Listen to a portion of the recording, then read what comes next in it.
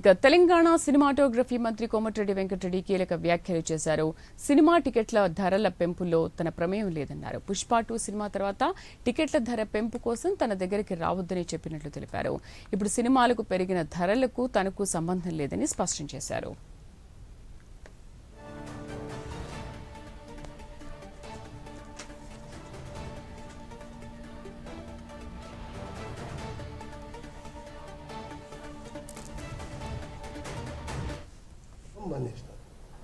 పుష్ప తర్వాత నేను కొత్త బెనిఫిట్ షోకు సినిమా టికెట్లకు పెంచమని నా దగ్గరికి రావద్దు అని వారం 10 రోజుల కింద కూడా ఏదో టీవీలో ఇచ్చిన.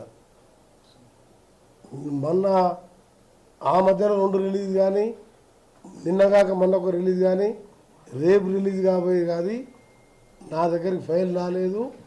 ఆ 2 సినిమాలు కూడా నేను ఎట్టి పరిస్థితులు అప్లికేషన్ పెట్టుకోవద్దు, నన్ను కలవద్దని చెప్పినా నన్ను ఎవరు కలుస్తలేరు. వెంకటేష్ పుష్ప 2లో ఒక మహిళ చనిపోతేనే ఆ బాధలో ఎందుకు ఇచ్చినా అని బాధపడి ఆ హాస్పిటల్ వాళ్ళు నేను ఫోన్ చేసి మాట్లాడితే సార్ డిఎంహెచ్ఓ గారు వస్తుంది కానీ పేమెంట్ అసలు ఇస్తలేరు అని చెప్తే నేను అసెంబ్లీకి వెళ్ళి హుటాహుటిన పోయి 25 లక్షల రూపాయల ప్రతీక్ ఫౌండేషన్ చెక్ ఇచ్చి వచ్చిన. మీరు గుర్తుపెట్టుకోండి, ప్రొడ్యూసర్ పంపలే, గవర్నమెంట్కి వెళ్ళి ఉండే అమౌంట్ రిలీజ్ కావాలంటే ఒక ప్రొసీజర్ ఉంటుంది. డిఎంహెచ్ఓని అడిగినా, medical and health principal HB గారికి చెప్పిన మనం కడతాం సార్ అంటే హాస్పిటల్ కిమ్స్ హాస్పిటల్ సంగతి మీకు తెలుసు. అక్కడ మనిషి ప్రాణం పోయినా సరే పైసలు కట్టండి, అక్కడ ట్రీట్మెంట్ చేయరు. కిమ్సే కాదు, any corporate hospital advance payer మేము పోయి పే చేసిన. ఆ తండ్రికి చెప్పిన ఈ అబ్బాయిని ఏమనుంటే నేను చదువుకుంటా, నేను చదివిపిస్తా అని చెప్పిన. ఆ రోజే చెప్పిన అసెంబ్లీలో వచ్చి రిటర్న్ నెక్స్ట్ డే ఇక ముందు తెలంగాణలో బెనిఫిట్ షోలు సినిమా రేట్లు పెంచబడవు, బెనిఫిట్ షోలు ఇవ్వబడవు. రైట్. తెలంగాణ సినిమాటోగ్రఫీ మంత్రి కోమటిరెడ్డి వెంకటరెడ్డి కీలక వ్యాఖ్యలు చేశారు. సినిమా టికెట్ల ధరల పెంపులో తన ప్రమేయం లేదన్నారు. పుష్ప 2 సినిమా తర్వాత టికెట్ల ధర పెంపు కోసం తన దగ్గరికి రావద్దని చెప్పినట్లుగా తెలిపారు. ఇప్పుడు సినిమాలకు పెరిగిన ధరలకు తనకు ఎటువంటి సంబంధం లేదని స్పష్టం చేశారు. మా కరెస్పాండెంట్ అజీం పూర్తి సమాచారం అందిస్తారు. అజీం, టికెట్ల ధరల విషయంలో నా ప్రమేయం లేదు అంటున్నారు, అటు ఏ ఫైల్ కూడా నా దగ్గరికి రాలేదు అంటున్నారు. మరి రూమర్స్ ఏంటి, అసలు ఏం జరిగింది?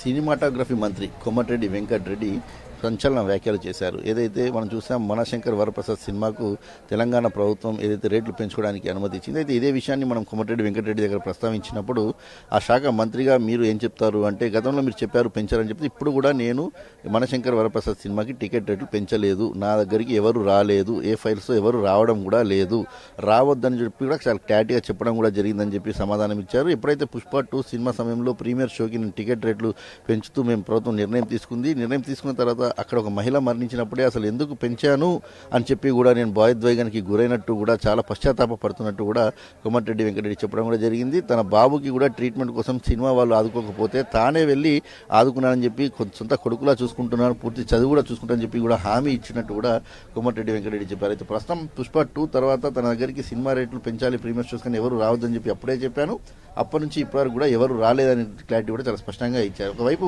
మనం చూస్తున్నాం కోర్టు కూడా ఒకవైపు మంత్రి చెప్తూనే ఉన్నారు సినిమా రేట్లు పెంచమని చెప్పి, మరి ఎలా పెంచుతున్నారు, ఏదైతే సెక్షన్ ఉందో ఆ సెక్షన్ కింద సినిమా రేట్లు పెంచడానికి లేదు, కానీ మీరు ఎందుకు మెమోలు ఇస్తున్నారు, అది కూడా హోమ్ డిపార్ట్మెంట్ నుంచి మెమోలు ఇచ్చి ఎందుకు పెంచుతున్నారు, ఇకపై పెంచకూడదు, ఇదే లాస్ట్ అని చెప్పి కూడా సీరియస్ వార్నింగ్ ఇచ్చింది. అయినా కానీ ప్రభుత్వం నుంచి మనం చూసుకుంటే రాజాసాబ్కు పెంచలేదు, కానీ మనం చూసుకుంటే శంకర్ వరప్రసాద్ చిరంజీవి సినిమాకి అయితే ఇటు సినిమా ప్రీమియం షోకి సంబంధించినటువంటి రేట్లు పెంచుకోవడానికి అనుమతించింది. ఒక వారం వరకు కూడా దీనికి సంబంధించినటువంటి గడువు కూడా చెప్పింది. అయితే ప్రస్తుతం సినిమాటోగ్రఫీ మంత్రిగా ఉన్నటువంటి కోమటిరెడ్డి వెంకటరెడ్డి నేను కంప్లీట్గా సినిమాలను చూడడమే వదిలేశాను, ఆ శాఖకు సంబంధించిన వివరాలు చూడడం లేదు, కేవలం ఆ శాఖలో ఎవరైనా ఎంప్లాయీస్కి ఇబ్బంది కలిగితే ఎక్కడైనా ఇబ్బందులు ఉంటే మాత్రమే నేను ఆ విషయంలో చేసుకుంటున్నాను, చొరవ తీసుకుంటున్నాను, అది ఎవరు పెంచారనేది కూడా తనకు తెలియదు అనేటువంటి ఒక స్టేట్మెంట్ ఇచ్చారు. గతంలో కూడా సినిమా ఇండస్ట్రీకి సంబంధించినటువంటి విషయంలో కొంత ఏదైతే కాంట్రవర్సీ రూమర్స్ కూడా మనకు వినిపించాయి. ఏదైతే షాడో మంత్రి కూడా దీని వెనుక ఉన్నారని చెప్పి కూడా వార్తలు వినిపించాయి. షాడో మంత్రిగా సీఎం వెనుక ఉన్నటువంటి వారు కొందరు ఏదైతే సినిమాకి సంబంధించినటువంటి అన్ని డీలింగ్స్ ని తనే హ్యాండిల్ చేస్తున్నట్టు కూడా కొన్ని వార్తలు కూడా వినిపించాయి. సో ఈ నేపథ్యంలో ప్రస్తుతం ఈ చర్చకు ఈ రోజు దారి తీయడానికి కూడా కారణం అదే. కోమటిరెడ్డి వెంకటరెడ్డి సినిమాటోగ్రఫీ మంత్రిగా ఉండి తనకు సినిమా రేట్లు పెంచినటువంటి విషయం తెలియదు, తన దగ్గర ఎవరు రావడం లేదు, తను పట్టించుకోవడం మానేసని చెప్తే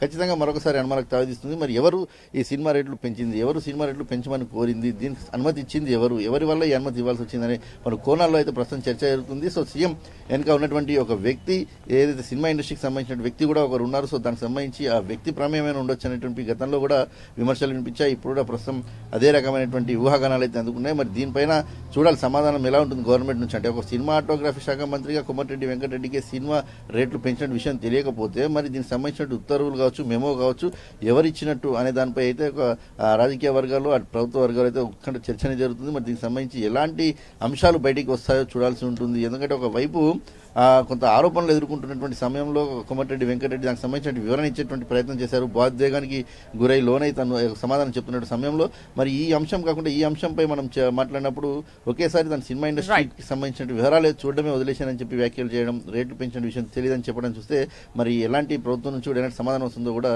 చూడాల్సి ఉంటుంది. Right Azeem, thank you.